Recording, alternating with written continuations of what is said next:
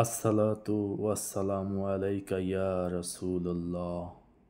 আসসালাতু ওয়াসসালামু আলাইকা ইয়া হাবিবাল্লাহ। আল্লাহ সুবহানাহু ওয়া তাআলার দরবারে লাখো কোটি কোটি শুকরিয়া যে মহান রব্বুল ইজ্জত আল্লাহ সুবহানাহু ওয়া তাআলা আমাকে এই সোনার মদিনায় আসার তৌফিক দান করছেন।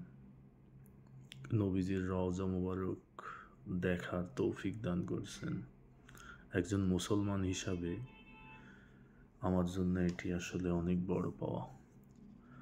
আল্লাহ পৃথিবীর সকল মুসলমানের যেন একদিন হলেও ওনার ঘর কাবা এবং নবীজির রওজা মুবারক দেখার তৌফিক দান করেন। আমিন।